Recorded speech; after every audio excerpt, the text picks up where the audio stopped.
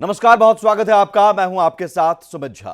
वित्त मंत्री निर्मला सीतारमण 23 जुलाई को आम बजट 2024 पेश करेंगी। इस बार बजट से हर आदमी को कुछ न कुछ उम्मीदें हैं। खासकर मिडिल क्लास लंबे समय से टैक्स में रियायत की उम्मीद कर रहा है। सूत्रों के मुताबिक इस बार बजट में मिडिल क्लास को राहत मिल सकती है। 12 लाख रुपए तक आय वालों के लिए टैक्स में रियायत का ऐलान हो सकता है। सूत्रों के मुताबिक 9 से 12 लाख रुपए तक वेतन भोगियों के लिए टैक्स रेट में कमी की जा सकती है। अभी इस स्लैब में 15% की दर से टैक्स लगता है। इसके अलावा शहरी क्षेत्रों में पीएम आवास योजना के तहत मध्यम आय वर्ग के लाभार्थियों के लिए इनकम लिमिट 18 लाख से घटाकर 10 लाख रुपए हो सकती है। केंद्र सरकार इस पर विचार कर रही है और अगले चरण में इसे बेहतर ढंग से लागू करेगी। साथ ही बेहतर निगरानी सुनिश्चित करने के लिए एक मुश्त भुगतान के बजाय सब्सिडी के 5 वर्षों में बांटने का भी विचार है। केंद्रीय बजट में होम लोन लेने वालों के लिए एक प्रमुख नीति आयकर अधिनियम की धारा 24B के तहत शामिल करने की उम्मीद है। इस बजट में रसोई गैस पर डीबीटी के जरिए महिलाओं को दी जाने वाली सब्सिडी बढ़ाए जाने की भी उम्मीद है। इसके अलावा स्वास्थ्य सेवाएं खासकर महिलाओं के लिए रियायती दरों पर उपलब्ध कराने का ऐलान किया जा सकता है। सरकार बजट में खपत को बढ़ावा देने के लिए 50,000 करोड़ रुपए से ज्यादा के उपायों पर विचार कर रही है। बजट में सरकार आयुष्मान भारत स्वास्थ्य बीमा योजना के तहत लाभार्थियों की संख्या को दोगुना कर सकती है। कैपिटल गेन टैक्स को भी तर्कसंगत बनाने के साथ साथ टैक्सेबल इनकम में स्टैंडर्ड डिडक्शन की सीमा में भी बदलाव किया जा सकता है।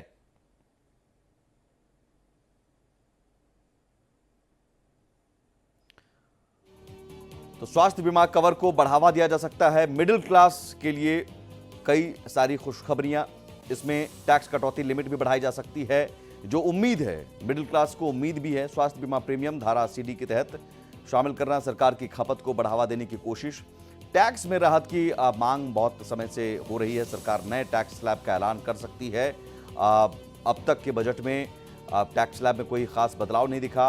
मिडिल क्लास को कोई राहत नहीं मिली। स्लैब मिडिल क्लास पर फोकस रह सकता है। टैक्स में छूट को देकर मिडिल क्लास को एक बड़ी राहत मिलेगी। जो स्टैंडर्ड डिडक्शन है 50,000 से बढ़ाकर 1 लाख की योजना, ये सरकार विचार कर रही है। सूत्रों के मुताबिक इस आम बजट में मिडिल क्लास के लिए बहुत कुछ हो सकता है और मिडिल क्लास बहुत दिनों से ये मांग कर भी रहा है कि टैक्स में रियायत मिले, टैक्स में छूट मिले। ऐसे में सरकार नए टैक्स स्लैब का ऐलान कर सकती है और स्लैब मिडिल क्लास पर फोकस्ड रहने वाला है। टैक्स में छूट देकर मिडिल क्लास को बड़ी राहत मिलेगी। स्टैंडर्ड डिडक्शन को 50,000 से बढ़ाकर 1 लाख की योजना है। टैक्स में राहत की उम्मीद पूरी हो सकती है इस बार, जो कि इस बार मोदी 3.0 का ये पहला पूर्ण बजट होगा और इसमें जो लोकसभा के चुनाव के नतीजे रहे, उन नतीजों के बाद जरूर मोदी सरकार के सामने चुनौती है कि कैसे लोगों को खुश किया जाए, खासतौर पर मिडिल क्लास के लोगों को। हमारे साथ 3 खास मेहमान जुड़े हैं इस पर चर्चा करने के लिए। प्रोफेसर यामिनी अग्रवाल अर्थशास्त्री हैं, स्वागत है आपका। डॉक्टर आशीष सरकार अर्थशास्त्री हैं, स्वागत है आपका भी। शरद कोहली अर्थशास्त्री, और हमारे साथ संवाददाता भी जुड़ेंगे, आदित्य द्विवेदी दिल्ली से, राहुल पांडे वाराणसी से, अरविंद शर्मा अहमदाबाद से। लेकिन सबसे पहले मैं एक्सपर्ट के पास जाना चाहूंगा और जो टैक्स की बात हम कर रहे हैं, शरद जी, सबसे पहले आप ही से सवाल। मिडिल क्लास के लिए एक बड़ी राहत? नमस्कार। देखिए, मिडिल क्लास 2 तरीके की है। पहले हमें यह समझना होगा, 8 crore 18 lakh tax returns file हुई थी पिछले साल। उसमें से जो असल में टैक्स देने वाले थे वो कुल 2 करोड़ लोगों से भी कम थे। तो मिडिल क्लास का जो हमारा साइज है वो अब मेरे अनुमान के हिसाब से, हम लोग अर्थशास्त्र की पूरी टीम है, एनालाइज करते हैं हम लोग लगातार, मेरे हिसाब से अब 60 से 70 करोड़ लोग इस समय मिडिल क्लास में हैं। और 25 करोड़ लोग, उनको मत भूलिए, जो मल्टी डायमेंशनल पॉवर्टी इंडेक्स से बाहर आए वो लोअर मिडिल क्लास में आ गए। उसको चलिए मैं लोअर मिडिल क्लास को फिलहाल एक तरफ रख देता हूं, पर 60 से 70 करोड़ लोग इस वक्त मिडिल क्लास में आ चुके हैं। तो जो टैक्स देने वाले हैं, जो करदाता है, उनकी गिनती बहुत कम है। ठीक है, हम उनकी उम्मीदों की बात करते हैं। उनको न्यू रजीम, ओल्ड रजीम ने परेशान किया हुआ है। ये जो 2 रजीम है उनको कंफ्यूज हो जाते हैं कि इधर जाएं कि उधर जाएं। ओल्ड रिजीम में बहुत सारे लोग अपनी सेविंग्स की वजह से, अपनी डिडक्शंस की वजह से, किसी ने इंश्योरेंस पॉलिसी ली हुई है, किसी ने हाउसिंग लोन लिया हुआ है, किसी ने 15 साल का पीपीएफ अकाउंट खुलवाया हुआ है, और किसी को स्कूल के बच्चों की ट्यूशन फी का बेनिफिट मिलता है, किसी को हाउसिंग लोन के प्रिंसिपल रीपेमेंट का बेनिफिट मिलता है। उसकी वजह से आज भी कुल मिला के जो टोटल टैक्स पेयर्स है उसमें से 75% लोग आज भी ओल्ड रिजीम में है। तो वो लोग चाहते हैं पहली बात कि इस ओल्ड रिजीम के साथ जो सौतेला व्यवहार है वो ना किया जाए। इसको अगर आप हटाना चाहते हैं तो हटा लीजिए, पर अगर आप इसको जारी रखना चाहते हैं तो इसमें बहुत सारे प्रोविजन जो ठंडे बस्ते में बहुत साल से हैं उनको अपग्रेड किया जाए। उदाहरण के तौर पर बताता हूं, जैसे एटीसी होता है, आपकी भी तनख्वाह पे आप अगर ओल्ड रिजीम में एटीसी में आपके बहुत सारे जो आप इन्वेस्टमेंट्स जी। करते हैं, कुछ खर्च करते हैं, वो एटीसी में 1.5 लाख रुपए वो कई सालों से वहीं का वहीं अटका हुआ है। तो मुझे लगता है कि मिडिल क्लास को ये उम्मीद है कि जैसे जैसे महंगाई बढ़ती है, आजकल जो महंगाई चल रही है उसको मैं एटीपी इन्फ्लेशन कहता हूं। मैंने एक नया टर्म दिया, आलू टमाटर प्याज इन्फ्लेशन, क्योंकि लोगों के किचन का बजट वो बिगड़ चुका है। 1500 से 2000 रुपए आलू टमाटर प्याज ऐसी चीज है जो कि हर घर में इस्तेमाल होता है, उनका किचन का बजट बिगड़ चुका है। तो वो मिडिल क्लास एक्सपेक्ट करती है कि महंगाई में कमी आए, और जो हम टैक्स देते हैं, जो स्टैंडर्ड डिडक्शन सब सैलरी वालों को मिलती है, ज्यादातर टैक्स पेयर सैलरी वाले हैं, हम सब जानते हैं इस बात को, और सबसे ऑनेस्ट भी वही हैं, क्योंकि उनका एट सोर्स ही कट जाता है, उनको टैक्स बचाने की गुंजाइश बहुत ही लिमिटेड रहती है। तो वो लोग चाहते हैं कि स्टैंडर्ड डिडक्शन को, मैं टैक्स पेयर्स की बात कर रहा हूं, स्टैंडर्ड डिडक्शन को लिंक कर दिया जाए महंगाई की दर से। अगर महंगाई की दर ज्यादा है तो स्टैंडर्ड डिडक्शन ज्यादा मिले, महंगाई की दर कम आ जाती है, भले ही आप स्टैंडर्ड डिडक्शन को कम कर दीजिए, पर स्टैंडर्ड डिडक्शन को आप महंगाई से लिंक करके रखिए, जिससे कि सैलरी क्लास को राहत मिले। कैपिटल गेन्स जो लोग कमाते हैं उनमें भी टैक्स पे करने वालों को, शेयर मार्केट में जो लोग काम करते हैं उनको भी उम्मीद है। पर मैं बात करना चाहूंगा यहाँ उस मिडिल क्लास की भी जो कि टैक्स नहीं देती और जिनकी गिनती टैक्स देने वालों से ज्यादा है। उनको अच्छी एजुकेशन चाहिए, उनको वही एजुकेशन चाहिए जो अमीर लोगों के बच्चों को पब्लिक और महंगे महंगे मैं उस पर भी आता हूँ मैं शरद जी, मैं आता हूँ, बाकी मेहमान भी है। मैं लोअर मिडिल क्लास की आपने बात की, ये लोअर मिडिल क्लास भी सिर्फ बुनियादी सुविधाओं के लिए बहुत दिनों से जूझ रहा है। पैसे कम हैं, बच्चों की शिक्षा का, स्वास्थ्य का सवाल है, और वो सुविधाओं से कहीं ना कहीं वंचित रह जाते हैं। ऐसे में डॉक्टर आशीष सरकार, नतीजों का कहीं ना कहीं इम्पैक्ट पड़ता है, और इस बार जो नतीजे आए हैं वो नतीजे मोदी सरकार के लिए एक तरह से संदेश हैं कि आप लोअर मिडिल क्लास के लिए, जो आप शरद जी बता रहे हैं, उनके लिए आपको बताना होगा, ये दिखाना होगा कि इस बजट से उनकी जेब पर कितना असर पड़ा है, कितनी राहत मिली है। डायरेक्ट ये इम्पैक्ट आपको दिखाना होगा। ये कैसे होगा? अभी मैं आपकी बात और अपने पूर्व वक्ता शरद कोहली जी की बात मैं सुन रहा था। इस बार जो आप देखेंगे, जो जिस तरह का इनकम टैक्स स्ट्रक्चर किया है सरकार ने, उसमें अगर ओल्ड रिजीम में जाते हैं तो आप सेविंग्स करने के बाद में भी ज्यादा टैक्स पे करना पड़ेगा, और नए रिजीम में आपको कुछ भी बचाने की जरूरत नहीं है, और जो है टैक्स कम पड़ता है। अर्थात सरकार ये चाहती है कि मध्यम वर्गीय और निम्न मध्य वर्गीय लोग कम से कम सेविंग करें और सारा का सारा पैसा बाजार में चला जाए, उनके भविष्य के लिए किसी भी तरह का कोई सेविंग्स ना बचे। दूसरी समस्या जो है वो भारत सरकार जो कैपिटल एक्सपेंडिचर बहुत जबरदस्त कर रही है, चाहे वो पोर्ट हो, ट्रांसपोर्टेशन हो, सड़कें हो, ये ठीक है, अर्थव्यवस्था के लिए बहुत आवश्यक है। और दूसरी बात है कि जो बिल्कुल निम्न वर्गीय जो लोग हैं उनको पूरा भोजन से लेकर हर तरह की व्यवस्थाएं कर रही है, लेकिन जो देश को चलाने वाला उच्च मध्यवर्गीय और निम्न मध्यवर्गीय जो परिवार, जो व्यक्ति है, वो सारा का सारा देश का दारोमदार उठाता है। वो सबसे ज्यादा अर्थशास्त्र के हिसाब से और सरकार की ओर से शोषित की तरह काम करता है। अर्थात वो मेहनत भी करे, कमाए भी वही, उसकी इनकम भी कम हो, और जितनी इनकम हो उसमें से ज्यादा 30%, 35%, 40% सरकार ले जाए। इस तरह से कुल मिलाकर सरकार जो रवैया है वो ये सिर्फ इतना ही है कि गरीबों को तो आप जो है करोड़ों लोगों को घर बैठे खाना करा रहे हैं, उनको निकम्मा बनाने की प्रयास कर रहे हैं। विश्व में किसी भी देश में ऐसा नहीं होता है कि आपको घर बैठे अनाज दे दिया जाए। आखिर ये अनाज मेहनत से कमाया हुआ अनाज है, इसको एक्सपोर्ट करके विदेशों से विदेशी मुद्रा ली जा सकती है। लेकिन दुर्भाग्य की बात है कि इतनी भारी जनसंख्या को घर पे बिठा के, निठल्ला बना के, बिना किसी काम के उनको अनाज दे के और सरकार बर्बाद करने पे लगी हुई है। दूसरी ओर मध्यवर्गीय, उच्च मध्यवर्गीय लोग सरकार को अपने जो भी कमाई है उसका 40% बार बार देख के सरकार को चला रहे हैं। इस प्रकार की जो मानसिकता ये जो बिल्कुल ये आपने जो बताया, ये यही दर्द है, यही खासतौर पर शहरी मध्यम वर्गों का दर्द यही है। और कुछ इस तरह के मैसेज हमारे पास भी आए हैं। मैं यामिनी जी के पास मैं जाऊं उससे पहले ये पढ़ के सुनाऊं कि लिखा है कि नौकरी पेशा शहरी मध्यम वर्ग अपने बच्चों को घटिया सरकारी स्कूलों में नहीं पढ़ाने को मजबूर हैं, पढ़ा नहीं सकते हैं, बीमार अस्पतालों में इलाज नहीं करा सकते हैं, उच्च शिक्षण संस्थानों में अपने बच्चों को भेज नहीं सकते क्योंकि सभी तरह के आरक्षण और मैनेजमेंट कोटे के बाद उसके पास कुछ बचता नहीं है, क्योंकि वो आर्थिक रूप से पिछड़े वर्ग के दायरे में भी नहीं आता, ईडब्ल्यूएस में भी नहीं आता। अब ईडब्ल्यूएस के आरक्षण के बाद सामान्य कोटे की 10% सीटें और कम हो गई हैं। सरकारी नौकरियां उनके लिए पहले से अछूत हैं। सरकारी कल्याणकारी योजनाओं का लाभ ले नहीं सकते। भारी भरकम टैक्स देने के बाद भी देश के किसी भी योजना, कार्यक्रम इत्यादि में उसे कुछ नहीं मिलता। बैंक से कर्ज लेकर अपनी आवश्यकताओं को वो पूरी करता है और बैंक से मिलने वाले कर्ज पर भी सर्विस टैक्स देता है। अब इस शहरी मध्यम वर्ग के लिए इस बजट में पिछले वर्षों की तरह राहत नहीं मिली तो फिर बीजेपी को अपना जनाधार खोना पड़ सकता है। यामिनी जी, ये इस तरह के संदेश, ये दर्द है। जी देखिए, मध्यवर्गीय परिवारों के लिए सबसे ज्यादा जरूरी है कि जो महंगाई का दर है उसे काबू में लाया जाए, जिसके लिए जरूरी है कि कुछ कदम ऐसे उठाए जाएं कि मार्केट में ज्यादा पैसा ना हो सप्लाई के मुकाबले।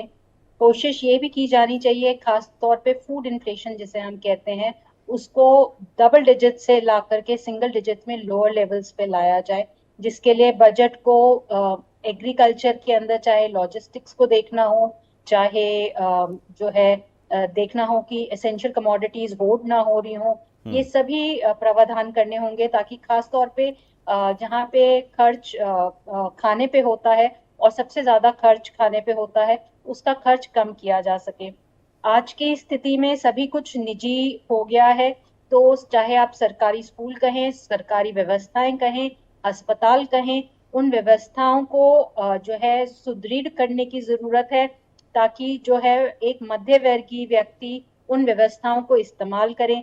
ये कहना कि वो अच्छी नहीं है, जिनके ऊपर इतना सारा इन्वेस्टमेंट हुआ है, इतने सालों से उनके पास काफी चीजें हैं, बेस्ट से बेस्ट लोग हैं, वो फिर भी अगर फंक्शन ना करें तो बात नहीं बनती है। बिल्कुल। और टैक्स भरने के बाद हर टैक्स पेयर चाहता है कि उसे कम से कम सुविधाएं तो मिलें, अच्छी सड़कें मिलें, अच्छे अस्पताल मिलें, अच्छे स्कूल मिले, अस्पताल हो, सरकारी स्कूल हो, सरकारी जो विश्वविद्यालय हो, उनमें जो फीस हो, खासतौर पे जो सरकारी स्तर पे हैं, उनके ऊपर फीस जो है उस मुकाबले में हो जिसे एक मध्य वर्गीय परिवार पे कर सके, और वो उस मुकाबले के भी हो कि जो है आपका देश जो एक मध्य वर्गीय परिवार है और जो रूरल परिवार भी है वो उसे एक्सेस कर सके।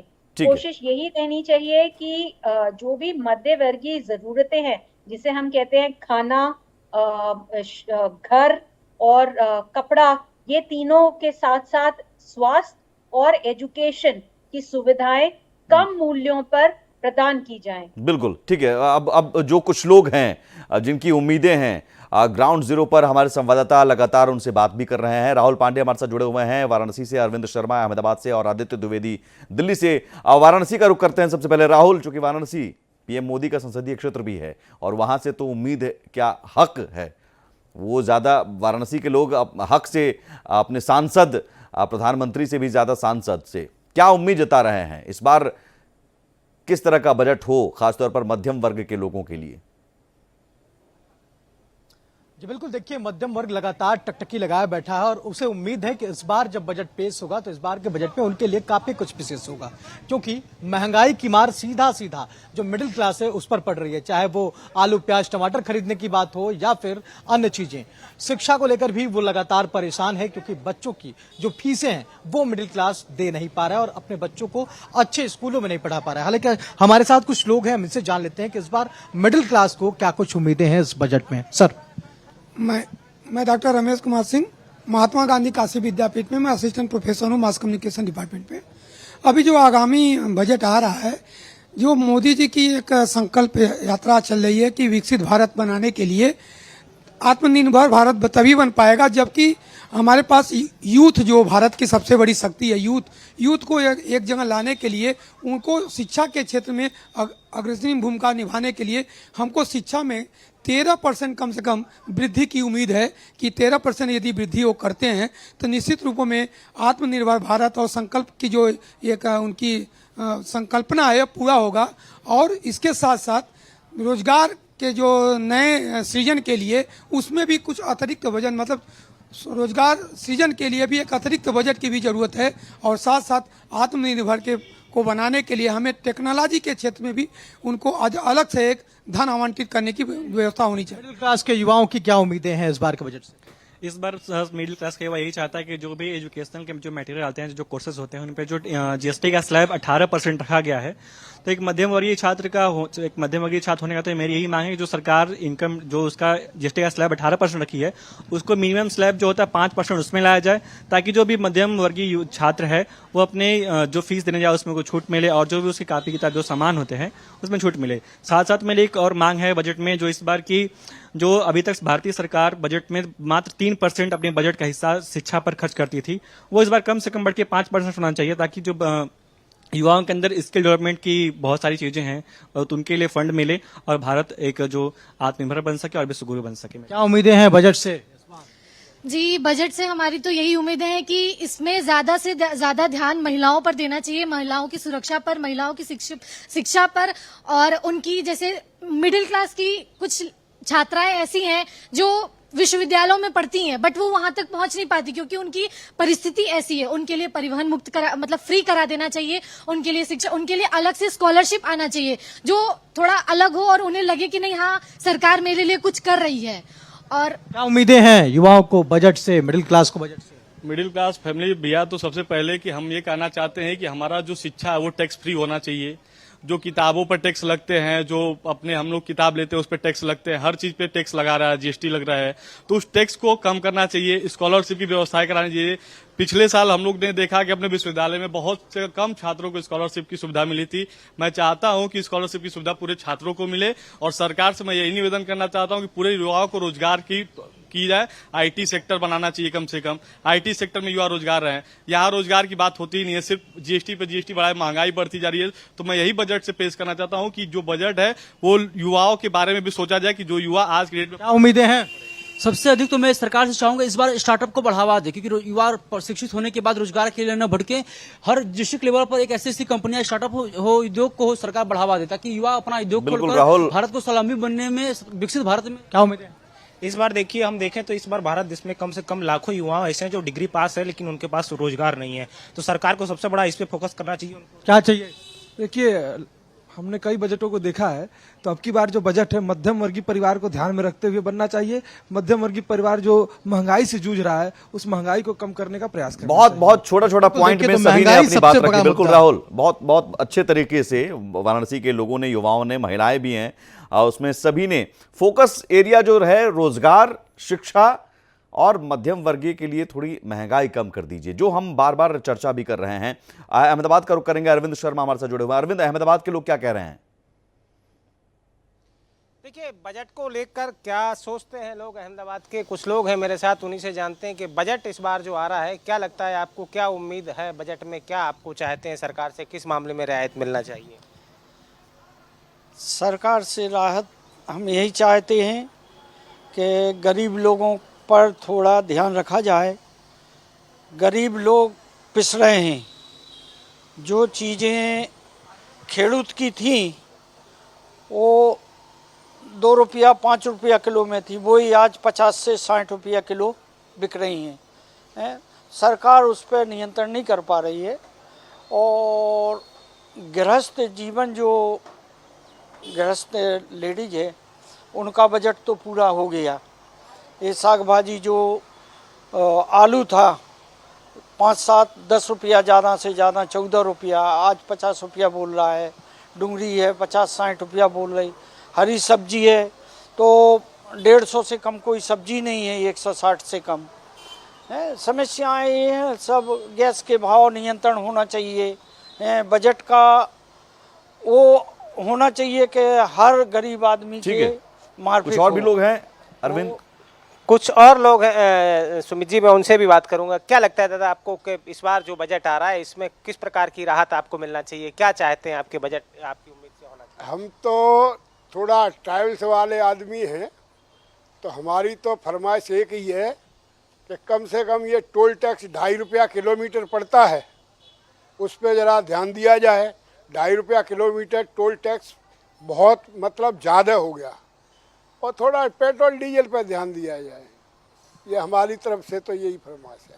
महंगाई को लेकर आपको क्या लगता है कि महंगाई जो है इस समय 50? तो सबको जब बाजार में वो लोग लेने जाते हैं तो परसेंटेज कुछ चढ़ा के वो लोग बेचते हैं। किसी के घर में बनती और प्रोडक्शन होता है वही महंगा बेच रहा है, ऐसा तो है नहीं।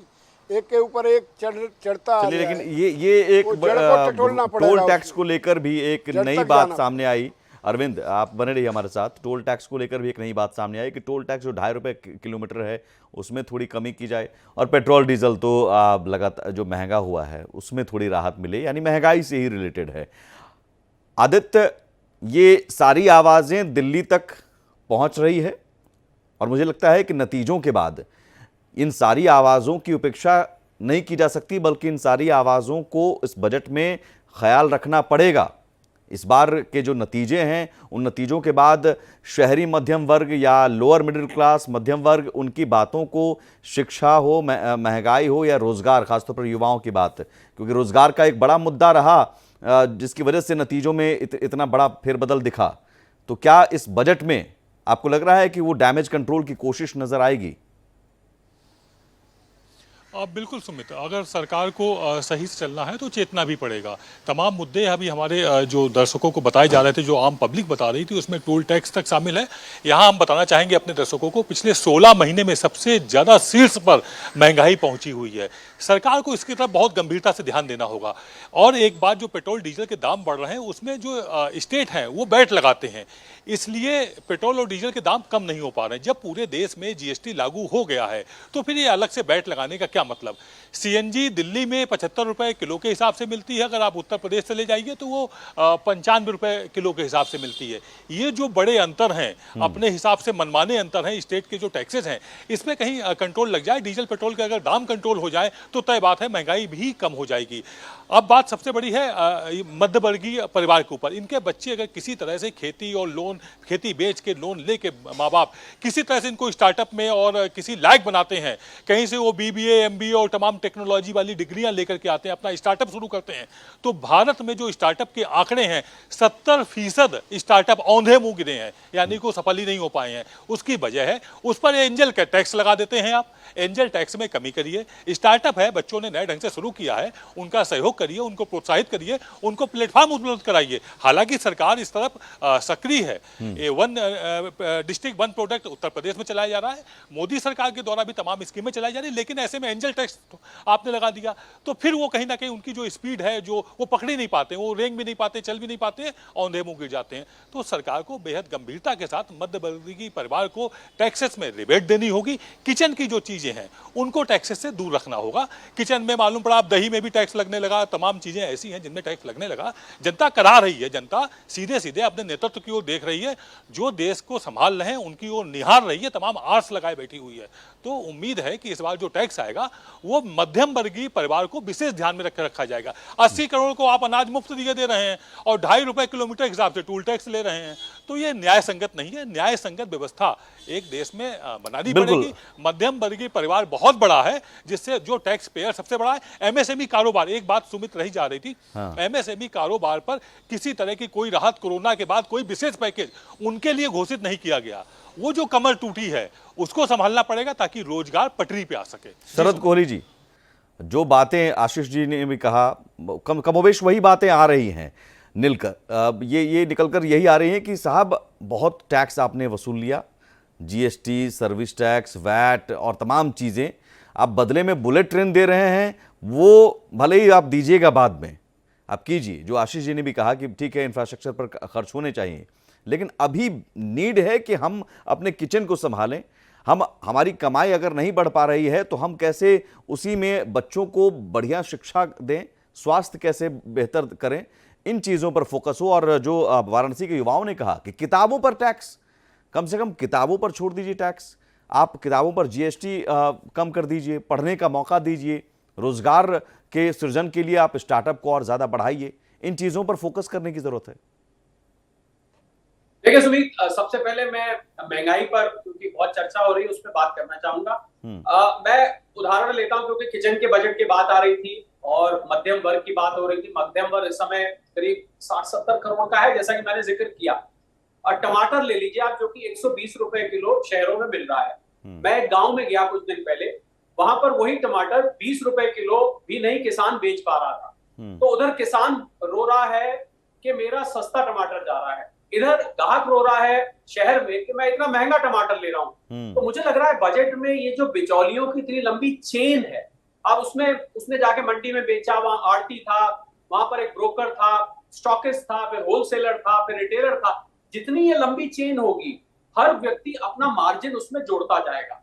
जैसे जैसे वो मार्जिन जोड़ेगा, कीमत बढ़ती जाएगी। यही रीजन है कि आपको 15-20 रुपए बिकने वाला टमाटर गांव में आज 120 रुपए मिल रहा है। मुझे लग रहा है बजट में किसानों को सीधा बेचने का अवसर मिलना चाहिए, पहली बात। दूसरा, जमाखोरों के ऊपर शिकंजा कसने की बहुत जरूरत है। जैसे ही कीमतें बढ़ती हैं सुमित, बीच में जमाखोर उस सिचुएशन का फायदा उठा के उसको होल्ड कर लेते हैं, और जैसे जैसे कीमत बढ़ती है उसको तो आर्टिफिशियल शॉर्टेज क्रिएट हो जाती है। और खासकर मानसून में जब बरसात का मौसम होता है या बहुत गर्मी पड़ी पीछे, फसलों का नुकसान हुआ, ऐसे मौकों का वो खासकर फायदा उठाते हैं। तो ये 2 कदम मुझे लग रहा है बजट में उठाए जा सकते हैं। बेरोजगारी, ठीक है, जो कि बेरोजगारी पर आते हैं, बेरोजगारी पर आते हैं सर। महंगाई की पर आपने बहुत बढ़िया बात कही कि महंगाई क्रिएट कहीं ना कहीं की जाती है बिचौलियों के द्वारा। आपने कहा कि 15-20 रुपए गांव में मिलते हैं, किसानों को सही दाम भी नहीं मिल पा रहे हैं, इधर हम 120 रुपए में खरीद रहे हैं। तो बीच में जो बिचौलिए हैं, खा रहे हैं, वो भर रहे हैं मिडिल क्लास, और नुकसान हो रहा है किसानों का। और यही 2 वर्ग हैं जो अर्थव्यवस्था की रीढ़ हैं, और इन्हीं दोनों के साथ नाइंसाफी हो रही है। तो इस बजट में इंसाफ तो देना होगा इन दोनों वर्गों को। डॉक्टर आशीष, महंगाई को लेकर जो शरद जी ने कहा कि महंगाई कहीं ना कहीं क्रिएट की गई है, और ऐसा नहीं है कि किसानों को उसका दाम मिल पा रहा है। ऐसे में ज़रूरी है कि उस व्यवस्था को दुरुस्त करना, जिसमें किसानों को सही दाम भी मिले और उचित दाम पर ग्राहकों को, मध्यम वर्गों को भी राहत मिले। लेकिन सवाल रोजगार को लेकर है। एक बड़ा मुद्दा रोजगार रहा। डॉक्टर आशीष, आप तक आवाज आ रही है? चलिए दोबारा हम बात करने की कोशिश करेंगे। इस बीच प्रोफेसर याम, यही सवाल आपसे।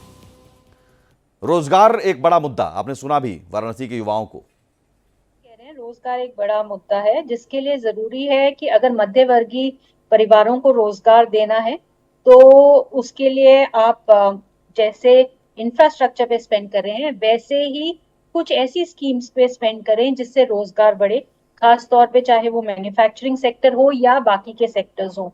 ये भी जरूरी है कि डिसइन्वेस्टमेंट को इतनी तेज रफ्तार से ना लेते हुए ये जरूर देखें कि आपके स्ट्रैटेजिक स्टेक्स किस में हैं। आप एक तरफ तो एयरपोर्ट्स बिल्ड कर रहे हैं, दूसरी तरफ आप एयर इंडिया को डिसइन्वेस्ट कर देते हैं, साथ ही आप कुछ और निजीकरण करते हैं जिससे पैसा लेकर के आप इंफ्रास्ट्रक्चर पे लगाते हैं। अगर आपको तेज रफ्तार लगती है इकोनॉमी की, तो आपको कुछ क्षेत्रों में जो खास तौर पे स्ट्रैटेजिक क्षेत्र होते हैं वहां पे निवेश करना जरूरी है, जैसे टेलीकम्युनिकेशंस है वहां पे या और जगहों पे। ये भी जरूरी है कि आप जो युवाओं को जो रोजगार प्रदान करें, उसके लिए चाहे वो नीट का एग्जाम हो या यूपीएससी हो या कोई और चीज हो, उसके अंदर पूरी तरीके से ट्रांसपेरेंसी लाएं ताकि यूथ का उसके ऊपर एक जो है ट्रस्ट रहे। तीसरी बहुत जरूरी चीज है कि मीडियम और स्मॉल और मीडियम एंटरप्राइजेस को जीएसटी के दायरे इतने कम कर दिए जाएं कि वो प्रोड्यूस कर सके। आपने पैकेज फूड, जो एक मध्य वर्गीय व्यक्ति जो है पैकेज फूड भी बनाता है, उस पे भी आपने जीएसटी लगा दी है। अगर कोई हर एक चीज, हर एक प्रोडक्ट के ऊपर अगर आप जीएसटी लगा देंगे, वो उसे बेचने में उतना सक्षम नहीं हो पाएगा। तो ये जरूरी है कि सरकार ऐसी नीतियां अपनाए जिसमें जो यूथ है उसे वो अपने आप आगे आ सके, मेरिटोरियसली आगे आ सके और उसे मुश्किलें ना खड़ी हों। ठीक है, डॉक्टर आशीष सरकार हमारे साथ जुड़ गए हैं। डॉक्टर आशीष, पीएम मोदी ने कहा था कि 4 जातियां हैं, गरीब, युवा, महिला और किसान। यही 4 बजट में भी देखे जाते हैं ह्यूमन एंगल के नजरिए से। लेकिन आपको लग रहा है कि जो टैक्स, जीएसटी, बार बार बात हो रही है कि इतने लगाए गए हैं, किताबों पर जीएसटी, आप एमएसएमई जो या स्टार्टअप कोई युवा करता है उस पर भी आप एंजल टैक्स लगा देते हैं, इन चीज़ों को कम करके, लेकिन कम करने की बात आती है तो सरकार की तरफ से कहा जाता है कि साहब हम उसी से जो इंफ्रास्ट्रक्चर हैं वो डेवलप कर रहे हैं। तो क्या लेकिन इंक्लूसिव डेवलपमेंट ये हो रहा है? देखिए, सबसे बड़ी बात है कि इस देश का डेवलपमेंट अगर कर रहा है वो उसमें सबसे बड़ा योगदान है मध्यम वर्ग का। और मध्यम वर्ग पे आप डबल मार दे रहे हैं। आप इनकम पर भी टैक्स ले रहे हैं, एक्सपेंडिचर पे भी टैक्स ले रहे हैं। प्रश्न ये है कि जब हमने एक तरफ टैक्स दे दिया, जब हमने कमाया, हमने सरकार को टैक्स दे दिया, अब जब हम कोई चीज खरीदने जाते हैं तो उस पर आपको जीएसटी दें। अच्छा, दूसरी तरफ जो है कि एक बहुत बड़ा वर्ग, मैं जो नाम नहीं लेना चाहता हूं, जो बिल्कुल निठल्ला बैठा हुआ है, उसको हमारी कमाई का, हमारे टैक्स से आप सुबह शाम उसको खाने को दे रहे हैं। अगर आप किसी भी व्यक्ति को या जानवर को या पशु, किसी भी चीज को अगर आप फ्री में खाना, फ्री में रहने के लिए स्थान और हर चीज अगर आप वहां, यहां तक के शौचालय भी आप फ्री में करके देंगे तो वो काम क्यों करेगा? अब प्रश्न ये उठता है कि अगर आप सबको बराबर लाना चाहते हैं तो अगर आप इस तरह की फ्री फीस बांट रहे हैं तो हमसे इनकम टैक्स लेना बंद कर दीजिए। आपको जहां चाहे वहां से जो एक्सपेंडिचर करेगा, जो खर्चा करेगा, जो सड़क का उपयोग करेगा वो टोल टैक्स देगा, नहीं उपयोग करेगा, घर बैठा रहेगा, उसे टोल टैक्स देने की जरूरत नहीं है। इसके पीछे ये दावा है कि हमने करीब 25 करोड़ लोगों को गरीबी रेखा से बाहर निकाला। तो गरीबी रेखा से बाहर निकालने के लिए उनको थोड़ा सपोर्ट की जरूरत है। गरीबी रेखा से बाहर उन्होंने जो निकाला है वो किसी भी तरह से वो अपने दम पर नहीं निकले हैं। सरकार उनको हमारा पैसा लेकर उनको सहायता दे रही है और वो गरीबी रेखा से बाहर निकल रहे हैं। ऐसी गरीबी रेखा अगर मान लीजिए आज जो इतने करोड़ों लोगों को जो फ्री का भोजन, फ्री के और सामान दिया जा रहा है, वो बंद कर दीजिए, वो फिर दोबारा गरीबी रेखा से नीचे चले जाएंगे। ये तो आर्टिफिशियल इकोनॉमिक जार्गन पैदा कर रही है सरकार कि हम इस सवाल को लेकर मैं लोगों के पास जाता हूं, उसके बाद फिर मैं आता हूं आपके पास शरद जी, क्योंकि लोग इसका जवाब दे। राहुल, जरा लोगों से समझिए कि 80 करोड़ लोगों को राशन देना वो जरूरी है टैक्स पेयर्स के पैसे लेकर या फिर उन्हें खुद सशक्त बनाना? राहुल जी बिल्कुल, देखिए हम पूछ लेते हैं इन्हीं लोगों से और जान लेते हैं कि आखिर ये इस विषय पर क्या सोचते हैं। लगातार सरकार कह रही है कि 80 करोड़ लोगों को हमने राशन दिया है, उन्हें गरीबी से बाहर निकाला है, इस पर आप लोग क्या सोचते हैं? देखिए, मेरा मानना है कि बस सिर्फ शिक्षा, स्वास्थ्य और न्याय, यही 3 चीज मुफ्त में मिलनी चाहिए। राशन आदमी दे के उनको अपंग बनाने का प्रयास किया जा रहा है, ऐसा नहीं होना चाहिए। मुफ्त शिक्षा होनी चाहिए और गुणवत्ता शिक्षा होनी चाहिए और व्यवस्थित स्वास्थ्य की व्यवस्था होनी चाहिए और व्यवस्थित न्याय की व्यवस्था होनी चाहिए। ये तीनों चीज मजबूती से लोगों को मिलनी चाहिए। क्या लगता है? जी बिल्कुल, जिस प्रकार से राशन की फ्री व्यवस्था है कोरोना में, ये यहाँ तक ठीक था, लेकिन जिस प्रकार से वोट की राजनीति राशन देकर जो पार्टियां कर रही हैं, कांग्रेस ने भी दावा किया था कि हम और राशन बढ़ा कर देंगे, तो ऐसा नहीं होना चाहिए। इस प्रकार से लोग अपंग हो जाते हैं। बजट से क्या उम्मीदें हैं युवाओं को? बजट से उम्मीदें ये हैं कि देखिए, जो भी बजट हमारा बनता है, एजुकेशन, हेल्थ और जो भी हमारे अदर फैसिलिटीज है उनको इम्प्रूव करने के लिए ही बजट बनता है, कि ताकि बजट के माध्यम से हम जो बैकवर्ड एरिया है उनको। आपको क्या उम्मीद है? मुझे ये उम्मीद है कि सरकार जो इस बार जो बजट पास कर रही है उससे युवाओं का लाभ होगा, एजुकेशन क्वालिटी बेटर होगी और हेल्थ सिस्टम जो है कि इम्प्रूव होगा। क्या उम्मीदें हैं बजट से? बजट से मतलब मिलनी चाहिए वो सही है, पर क्या क्या जाता है। आप युवा हैं, क्या लगता है शिक्षा में किस तरह का बजट होना चाहिए? क्या शिक्षा में किस तरह की छूट होनी चाहिए? मतलब शिक्षा में मतलब ठीक है, कुछ और भी युवा हमारे साथ हैं, उनसे ठीक है भी राहुल, बातचीत मैं कर आता हूं। समझ लेते अब हैं कि जो आखिर वो जो क्या सवाल चाहते था हैं। उस सवाल पर बहुत बढ़िया उन्होंने कहा एक युवा ने कि 3 ही चीज मुफ्त मिलनी चाहिए, शिक्षा, स्वास्थ्य और न्याय। बाकी आप राशन न बांटे, अपंग बन जाते हैं, आप उन्हें कुछ करने का मौका दें, उन्हें काम दें। आदित्य, यहां सवाल वोट की राजनीति की हो जाती है। कोरोना से शुरू हुई योजना बढ़ती गई क्योंकि कहीं ना कहीं चुनाव आ जाते हैं, चाहे राज्यों के चुनाव आ जाते हैं, फिर लोकसभा चुनाव, तो वो एक नजरिया। अभी तो फिर हरियाणा, महाराष्ट्र में भी चुनाव है, झारखंड में, तो फिर तो पता चला कि एक चुनाव खत्म हो, दूसरा चुनाव है, तो भाई कैसे हम इस योजना को बंद करें अचानक? आपने तो मुफ्त की आदत लगवा दी, तो क्या ये बंद हो सकता है? बिल्कुल सुमित, जो हालात देश में चल रहे हैं और जिस तरह से कंपटीशन चल रहा है सभी राजनीतिक पार्टियों में मुफ्त का खैरात बांटने का, उसका बड़ा साइड इफेक्ट गलत हो रहा है। अब जैसे ये जो 80 करोड़ लोगों को अनाज मुफ्त में दिया जा रहा है, इससे भी महंगाई का ताल्लुक है, सीधा है। वो ऐसे है कि अब आप कहीं भी इंडस्ट्रियल एरिया के आसपास जाइए, जो आसपास के 200-250 किलोमीटर में गाँव आते हैं, वहाँ पर लेबर नहीं मिल रहा है, काम करने के लिए मजदूर नहीं मिल रहा है, खेती में काम करने के लिए लेबर नहीं मिल रहा है, या बहुत महंगा लेबर मिल रहा है, क्योंकि उनको हराम में खाना मिल रहा है। तमाम ऐसी स्कीमें हैं जिसमें उनको पैसे भी मिल रहे हैं, तो उन्हें कोई काम करने की जरूरत नहीं, वो मेहनत करना ही नहीं चाहते, जिससे सीधे सीधे महंगाई बढ़ रही है। जो टूल टैक्स की बात हो रही है उसमें 2.5 रुपए किलोमीटर तो LMB लाइट व्हीकल वाहन है, कमर्शियल वाहन तो और महंगा है, पर किलोमीटर उनका तो 5 से 6 पर किलोमीटर पड़ता है जाके, तो वो जो सीधे सीधे महंगाई से ताल्लुक है। जबकि अटल बिहारी वाजपेयी सरकार में जब स्वर्णिम चतुर्भुज रोड बनाए गए थे, उसमें यह तय किया गया था कि फिलहाल सिर्फ मेंटेनेंस भर का टूल लिया जाएगा, टैक्स लिया जाएगा, लेकिन हो उलट रहा है। अब आप जब वो टैग लेंगे तो टैग में आपको रिजर्व पैसा रखना पड़ेगा, उसमें अरबों रुपए आम पब्लिक के फंसे हुए हैं। तो सरकार अपनी सरकार चलाने की जो भी फंक्शन है, जो भी तरीके हैं, तौर तरीके, वो सब अप्लाई कर रहे हैं। महंगाई 16 महीने के उच्चतम टॉप पे पहुंची हुई है।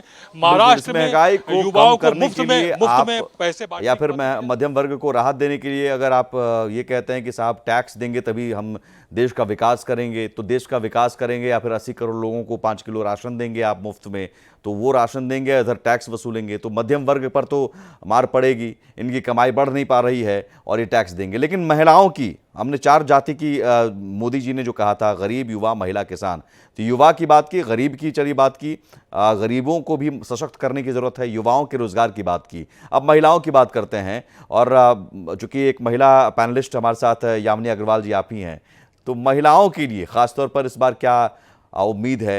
अब एक महिला वाराणसी में जो थी, युवा महिला, उन्होंने कहा भी कि शिक्षा, वो भी वहां भी शिक्षा की मांग है कि महिलाओं को सशक्त बनाने के लिए आप उन्हें शिक्षित कीजिए। जी आप बिल्कुल ठीक कह रहे हैं, शिक्षा की जरूरत है, स्वास्थ्य की जरूरत है, और उनके भविष्य को जो है सिक्योर करने के लिए एक सबसे बड़ी जरूरत है कि एक हार्मोनियस समाज हो, जिसके अंदर संगठित समाज एक दूसरे का ध्यान रखे, जिसके लिए बहुत जरूरी है कि आपसी प्रेम हो। और एक और खास चीज जो जरूरी है वो है कि भविष्य के लिए उनके पास जो भी वो पैसा जोड़ती हैं, उसके सेविंग्स के अंदर उन्हें जो है एक बेहतर कल मिले, और आगे चाहे वो ओल्ड एज हो, चाहे वो चिल्ड्रन एजुकेशन हो, चाहे वो अपनी एजुकेशन हो, उसके लिए वो जोड़ सके और आगे बढ़ सके। शरद कोहली जी, आपने अब तक जो गरीब, युवा, महिला और किसानों की आपने बात की, भाई किसानों को भी उचित दाम नहीं मिल पाता है, इन सब को मिलाकर अगर हम देखें इस बार के बजट में, क्योंकि आपको टैक्स वसूलना भी है लेकिन टैक्स कम भी करना है, देश का विकास भी करना है, इंफ्रास्ट्रक्चर पर भी काम करना है, लेकिन साथ ही साथ गरीबों का भी ख्याल रखना है, सारी चीज़ें। लेकिन इस बार ऐसा बैलेंस होना चाहिए कि पता चला एक वर्ग पर ही बोझ पड़ जाता है, मध्यम वर्ग पर, बाकी सब कुछ ठीक रहता है, और मध्यम वर्ग बेचारा शोषित, पीड़ित, वंचित टाइप का लगता है और वो कुछ बोल नहीं पाता है, वो टैक्स देता रहता है। जैसा कि आशीष सरकार ने कहा कि हम इनकम टैक्स भी भरते हैं, फिर कुछ खरीदने जाते हैं वो जीएसटी भी भरते हैं, लोन लेते हैं, उस पर सर्विस टैक्स भी देते हैं, तो वैट, पेट्रोल डीजल पर वैट देते हैं, तो तमाम टैक्स का बोझ मध्यम वर्ग पर, और फिर गरीबों के उत्थान के लिए आप फिर योजना चलाते हैं, फिर एयरपोर्ट बनाते हैं, तो इन चीज़ों से असर होता है, लेकिन मध्यम वर्ग फिर कहाँ जाए? देखिए, इसीलिए मैंने ये पहली बात तो मैं ये कहूंगा कि यामिनी मेरी बहुत अच्छे मित्र हैं और महिलाओं के लिए महिला बोलती हैं, पर पुरुष भी बोल सकते हैं, उनकी इजाजत से ऐसा नहीं है कि नहीं, मैंने शुरुआत की, बिल्कुल आप भी बोलिए, मैंने शुरुआत महिलाओं से की, लेडीज फर्स्ट। मैं ये जोड़ना चाह रहा था कि मात्र 23-24% महिलाएं इस समय मेन इकोनॉमिक एक्टिविटी में जुड़ी हुई है। इस नंबर को बढ़ाने की जरूरत है। अगर ज्यादा महिलाएं मेन इकोनॉमिक एक्टिविटी में आएंगी तो देश की जीडीपी भी बढ़ेगी और महिलाओं का सशक्तिकरण भी हो पाएगा। ये तो रही पहली बात। दूसरी बात, आपने जो, मैं बेरोजगारी के मुद्दे पे खासकर यहाँ पर टच करना चाहूंगा, क्योंकि ये बहुत बड़ा मुद्दा रहा है हमारे देश में। पहले तो बेरोजगारी को आकलन करने का कोई एक पैमाना नहीं है। सीएमआई ही है, कभी ईपीएफओ अपनी रिपोर्ट देता है, कभी आरबीआई की कल एक आरबीआई क्लेंस रिपोर्ट आई, अलग अलग रिपोर्ट्स आते हैं। जबकि आप अमेरिका जैसे देश में जाएं तो वहां पर आप रियल टाइम में किसी भी समय आप बेरोजगारी का आंकड़ा देख सकते हैं। तो पहले तो मर्स का अगर इलाज करना है तो पहले हमें दवाई देनी है, तो पहले हमें मर्स पता होनी चाहिए। वो एक कमी है मुझे लगता है जो पूरी होनी चाहिए। दूसरा, मेक इन इंडिया जो कि जिसमें एक शेर बनाया गया था, उसको तेज दौड़ने की जरूरत है। चाइना से आज हजारों कंपनीज वहां से हटने को तैयार हैं। वियतनाम हमसे आगे निकल गया, छोटा सा देश है, उसने चाइना से ज्यादा इन्वेस्टमेंट ले लिया। मेक्सिको ने ले लिया, थाईलैंड ने ले लिया। हमारा देश जबकि इतना बड़ा है और सबसे ज्यादा एलिजिबल था, पर ईज ऑफ डूइंग बिजनेस की वजह से वो यहाँ नहीं आ पाया। तो मुझे लगता है मेक इन इंडिया और इंफ्रास्ट्रक्चर, सुमित, ये दो सेक्टर्स ऐसे हैं, मैन्युफैक्चरिंग और इंफ्रास्ट्रक्चर, सबसे ज्यादा रोजगार का सृजन यहां से हो सकता है। तो युवाओं को क्या चाहिए, और उस रोजगार से संबंधित एक समस्या है जिसको हम कौशल विकास कहते हैं, स्किल डेवलपमेंट कहते हैं। मुझे लगता है इस बजट में सरकार को स्किल डेवलपमेंट पर विशेष ध्यान देना चाहिए, क्योंकि दर्जनों कंपनियों को तो मैं जानता हूं सुमित, जो कि आज जिनके पास नौकरियां हैं पर उनको वो मैन पावर नहीं मिल पा रही जिसके पास वो स्किल हो काम करने की। तो मुझे लग रहा है कि कौशल विकास पे बहुत ज्यादा ध्यान देने की जरूरत है। एजुकेशन सिस्टम से भी ये कनेक्टेड है, क्योंकि अब यहाँ पर बहुत सारी यूनिवर्सिटीज हैं, डिग्री छापने की फैक्ट्रीज है। क्षमा मांग के मैं ये बात कह रहा हूं, 15-18 साल पढ़ने के बाद सुमित, बच्चे से पूछा जाता है, भैया आप आगे क्या करोगे? अमेरिका में ऐसा नहीं होता है। आप यूनिवर्सिटी से सीधा निकलते हैं और आपको नौकरी मिल जाती है। क्यों? यहाँ 18 साल पढ़ने के बाद पढ़ाई एकेडमिक है, पढ़ाई को जॉब ओरिएंटेड बनाने की जरूरत है। तो मुझे लग रहा है इस बजट में सरकार को इस चीज पे भी, एजुकेशन रिफॉर्म्स पे, स्किल डेवलपमेंट पे, मेक इन इंडिया पे और इंफ्रास्ट्रक्चर में 50 लाख करोड़ के आसपास का मैं बजट उम्मीद कर रहा हूं ये होगा। और मुझे लग रहा है इंफ्रास्ट्रक्चर का हिस्सा बड़ा होना चाहिए, क्योंकि जितनी भी आज तक नौकरियां सुमित मिली हैं उसमें हमें इंफ्रास्ट्रक्चर पे जो सरकार ने खर्च किया उसका धन्यवाद करना चाहिए। क्योंकि इंफ्रास्ट्रक्चर पे मेरे साथ अर्थशास्त्री बैठे हैं, 1 रुपया खर्च किया हुआ 8 गुना उसका मल्टीप्लायर इफेक्ट होता है। तो मैं समझता हूं कि ये कुछ क्षेत्र हैं जहां पर अगर सरकार ध्यान दे तो हम बेरोजगारी जैसी समस्या पर काबू पा सकते हैं। सुमित। डॉक्टर आशीष, आप सहमत हैं इस बात से कि इंफ्रास्ट्रक्चर के बजट को और ज्यादा बढ़ाने की जरूरत है? हालांकि वाराणसी से डिमांड आई थी कि शिक्षा के बजट को बढ़ाइए इस बार। मैं बिल्कुल सहमत हूं, लेकिन एक बहुत महत्वपूर्ण बात आपको बताना चाहता हूं। मैं 47 में ले जाना चाहता हूं। भारत के 3 टुकड़े हुए, बांग्लादेश, पाकिस्तान और भारत। उसमें से कुछ लोग भारत के अंदर रह गए, जो आज भारत की अर्थव्यवस्था के ऊपर नासूर बन के खड़े हुए हैं, जो न काम करते हैं न धंधा करते हैं, केवल अपने घरों में परिवार का उत्पादन करते हैं, बच्चों का उत्पादन कर रहे हैं। जनसंख्या विस्फोट हो रहा है। मैं किस तरफ बोलना चाह रहा हूं आपके श्रोता ठीक से समझ रहे होंगे। अगर सरकार इन पर प्रतिबंध नहीं लगाती तो एक दूसरा और तीसरा पाकिस्तान बनेगा। इसलिए मैं आपको सचेत करना चाहता हूं कि अर्थव्यवस्था का बेड़ा गर्क एक विशेष वर्ग ने, जो पाकिस्तान और बांग्लादेश में नहीं गया, वही कर रहे हैं। उन पर अगर रोक नहीं लगाई गई तो इसका खामियाजा आगे आने वाली ठीक है सर। डॉक्टर आशीष, मुझे लेकिन एक बात भी बताइए, ये आपका कहना सही है और हाल ही में विश्व जनसंख्या दिवस पर तमाम नेताओं के बयान भी आए, मंत्रियों के बयान भी आए कि जनसंख्या कंट्रोल की बात होनी चाहिए, क्योंकि संसाधन देश में जितने हैं उससे ज़्यादा कहीं जनसंख्या है, आबादी है। अगर नौकरियां नहीं हैं और युवाओं की संख्या ज़्यादा है तो ऑब्वियस सी बात है कि सप्लाई और डिमांड का चेन। लेकिन आप मुझे एक बात बताइए कि क्या मुंबई में अभी जो 1800 नौकरी निकली थी, तस्वीर सबने देखी, और 25,000 पहुंच गए, भगदड़ की स्थिति बन गई, गुजरात के भरूच में स्थिति ऐसी बन गई, तो उसमें हम क्या कोई विशेष वर्ग का युवा था? सभी युवा थे, बल्कि नहीं, बिल्कुल युवा तो ज्यादातर बेरोजगार मुझे लगता है कि आज भी उसी वर्ग के हैं, हिंदू हो मुस्लिम हो। आप बिल्कुल, आपने जो कहा मैं मानता हूं। आप किसी भी धर्म का नाम न लें। हाँ। मैं इशारों में बात कर रहा हूं। इशारों की बात नहीं सर, आप तो सब कुछ जानते हैं। मैं ये कह रहा हूं कि सीधे सीधे रोजगार की हम क्यों ना मांग करें। किसी भी तरह की सरकारी जो छूट है वो नहीं मिलनी चाहिए। ठीक है, आप फ्री वीज के विरोध में, मुफ्तखोरी के विरोध में है, बांग्लादेश के साथ मिलना जाए। आज कश्मीर की हालत ये है कि उस पर आपको सरकार को बराबर फौजें रखनी पड़ रही है। उसका कारण क्या है? सरकार बोलना नहीं चाहती है, सरकार के मुंह पे ताला लगा हुआ है, और हम लोग अगर बोलते हैं तो हम राष्ट्र विरोधी हो जाते हैं। इस समय उस वर्ग को समझना चाहिए जो हमारे दो और हमारे दो की बीच। ठीक है सर, जनसंख्या नियंत्रण पर कानून बनना चाहिए और बिल्कुल बनना चाहिए। इस महंगाई और अर्थव्यवस्था को बेड़ा गर्क करने के लिए जिम्मेवार है। हाँ। और ये जो बड़ी बड़ी बात है कि टोल टैक्स और ये टैक्स और वो टैक्स, उनको किसी टैक्स देने की जरूरत ही नहीं है।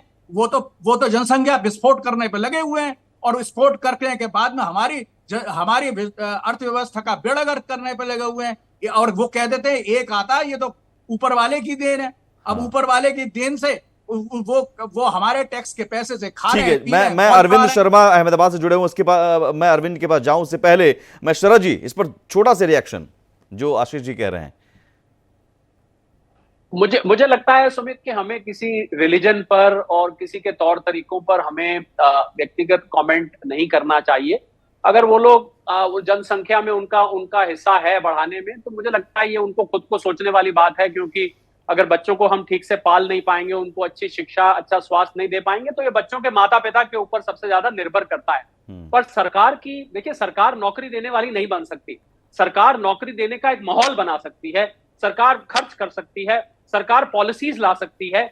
एमएसएमईज की बात हुई, मेक इन इंडिया की बात हुई, सरकार ये सब कर सकती है। सरकार एक एनेबलर का काम कर सकती है। सरकारी नौकरियों के लोग पीछे भागते हैं। मुझे लगता है सरकार का नौकरी देने का काम नहीं है। सरकारी नौकरियां तो अब उल्टा आगे आगे कम होंगी, बढ़ेंगी नहीं। जैसे जैसे टेक्नोलॉजी आ रही है, आर्टिफिशियल इंटेलिजेंस आ रहा है, आप नौकरियों को सिकुड़ते हुए देखेंगे, तो निजी क्षेत्र को आगे बढ़ावा मिलेगा, तो अपने आप नौकरियों का सृजन सुमित। लेकिन मौजूदा स्थिति जो तस्वीर आती है, अरविंद शर्मा मैं आपके पास आऊंगा, क्योंकि गुजरात के भरूच से भी तस्वीर आई थी, मुंबई से भी तस्वीर आई। गुजरात के भरूच में तो भगदड़ की स्थिति बन गई थी, चंद नौकरियां निकलती हैं और हजारों युवा पहुंच जाते हैं।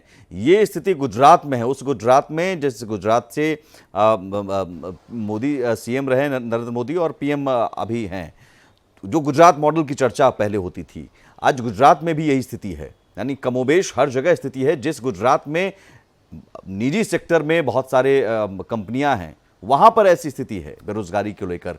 वहां के युवा क्या सोच रहे हैं? इस तरह की स्थिति आई क्यों? वहां क्यों इस तरह की नौबत आ गई है? क्या लोगों में अब स्टार्टअप जैसी योजनाओं से रुझान अब खत्म हो गया है उनका, कि भाई इधर कुछ तो होगा नहीं, अब नौकरी ही एकमात्र अंतिम उपाय है?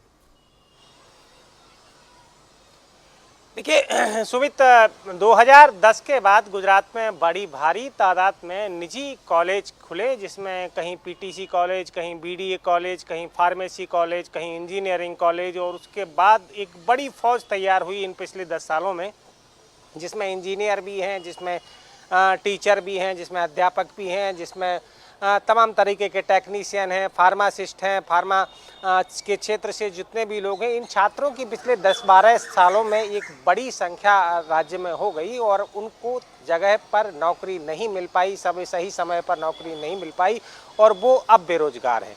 अकेले आप शिक्षकों की बात करें तो राज्य में करीब 1 लाख जैसे लोग, जो करीब, जिसमें बीएड करने वाले, पीटीसी करने वाले, ऐसे लोगों की तादाद है जिनको अभी तक नौकरी नहीं मिली है। जब सरकार पर दबाव बढ़ा था तो सरकार ने अभी 24,000 शिक्षकों की भर्ती करने का ऐलान किया। कमोबेश इंजीनियरिंग की भी यही हालात है। जहां किसी ज़माने में इंजीनियरिंग की एक गरिमा हुआ करती थी, आज गली गली में इंजीनियर दिखाई देते हैं, और वो भी महज 10 से 15 हज़ार रुपए की तनख्वाह पर निजी कंपनियों में काम कर रहे हैं। और आने वाले दौर की अगर हम बात करें सुमित, तो शिक्षा बहुत महंगी होती जा रही है। आम आदमी इसके लिए बहुत परेशान है। कुछ लोग हैं, मैं उन्हीं से जानूंगा, शिक्षा को लेकर आपको क्या लगता है कि शिक्षा जो इस समय है जिस हिसाब से दी जा रही है, क्या ये सस्ती है आपकी अपेक्षा? सस्ती है साहब के इसका कोई ठिकाना नहीं है। एक आदमी सस्ता रह गया है, बाकी हर चीज़ महंगी हो गई है। जब हम पढ़ते थे तो हमने 5वीं कक्षा 5 रुपए में पास करी थी। आज हमारी बेटी 5वीं कक्षा में आई है तो 10 लाख रुपए तो अभी तक खर्च हो चुके हैं उसके ऊपर। बेटे की बेटी है, कितना महंगा है कोई सवाल नहीं है। फिर उसके बाद में ट्यूशन करना, ये करना, वो करना, हर चीज़ महंगी है। आदमी सस्ता है, आदमी सस्ता है। ठीक है, की अगर बात करें अरविंद तो बिल्कुल रोकेंगे, अब समय कम है। आदमी सस्ता है, बहुत सही बात कही। आदमी सस्ता हो गया है, बाकी सब कुछ महंगी हो गई है, सारी चीजें महंगी हो गई है। क्लोजिंग कमेंट आप तीनों से मैं चाहूंगा इसी लाइन पर। डॉक्टर आशीष। मैं तो यही चाहूंगा कि सरकार जो योजनाएं बनाए वो सामान्य जनमानस तक पहुंचे और जनमानस को ये लगे कि सरकार मेरी और मैंने सरकार चुना है। ठीक है। और विकास और विश्वास दोनों ही आवश्यक है। सरकार उस दिशा में काम कर रही है और अच्छे लोग सरकार में आए और इस दिशा में हम आगे बढ़ें। ठीक है, यही मैं कामना करता हूं। प्रोफेसर यामिनी। जी, मैं यही कहूंगी कि गरीबों को ध्यान में रखते हुए कोई भी डिसीजन लिया जाए। अगर जो धरातल पे व्यक्ति है उस तक अगर फायदा नहीं पहुंचता तो उस डिसीजन का कोई फायदा नहीं। ठीक है, शरद जी। मैं फिर अपनी बात मिडिल क्लास के ऊपर फोकस रखना चाहूंगा। बहुत बड़ी हमारी मिडिल क्लास हो चुकी है और मुझे लगता है वो लोग बेचारे ड्राइंग रूम में बैठ के डिस्कशन करके चुप हो जाते हैं। तो सरकार को इस बार विशेष ध्यान, मैं चाहूंगा कि इस बजट की थीम ही इस बार मिडिल क्लास रहे। बाकियों को भी लाभ दीजिए पर थीम मिडिल क्लास रखिए। राजनीतिक पॉइंट ऑफ व्यू से भी सरकार के लिए लाभदायक रहने वाला है। चलिए, आप सभी का बहुत शुक्रिया, बहुत बेहतर चर्चा हुई। और जो भी अब तक पॉइंट्स आए हैं लोगों से भी, एक्सपर्ट से भी, शिक्षा, रोजगार, महंगाई, ये 3 ऐसे मुद्दे हैं जो middle class, lower middle class और बिल्कुल गरीबों से भी जुड़े हुए हैं। आप इसमें राहत दीजिए, टैक्स आप वसूलिए, लेकिन ये भी देखिए कि उस टैक्स के बदले आप क्या दे रहे हैं। क्या उचित शिक्षा, स्वास्थ्य दे रहे हैं, या फिर शिक्षा पर भी उन्हें लाखों रुपए खर्च करना पड़ रहा है, रोजगार के लिए उन्हें भटकना पड़ा है युवाओं को, मिडिल क्लास के बच्चों को, तो फिर उन्हें बदले में मिल क्या रहा है, ये जरूर देखना होगा इस बार सरकार को। और मुझे लगता है कि इस बार के बजट में इन सारी चीजों को मोदी सरकार की ओर से गौर किया जाएगा, क्योंकि जनादेश में मैसेज भी यही है कि साहब रोजगार पर आपको बात करना पड़ेगा, रोजगार पर आपको अब सोचना पड़ेगा, शिक्षा पर सोचना पड़ेगा। ये नहीं चलेगा कि हम भटकते रहें, हमारे बच्चे भटकते रहें। तो इस तरह की चर्चा लगातार भारत एक्सप्रेस पर जारी है। 23 जुलाई को आम बजट पेश होगी, उससे पहले हमारी कोशिश है कि ज्यादा से ज्यादा लोगों की आवाज सरकार तक पहुंचे। फिलहाल इतना ही, छोटा सा ब्रेक के उस पार भी खबरों का सिलसिला लगातार जारी है।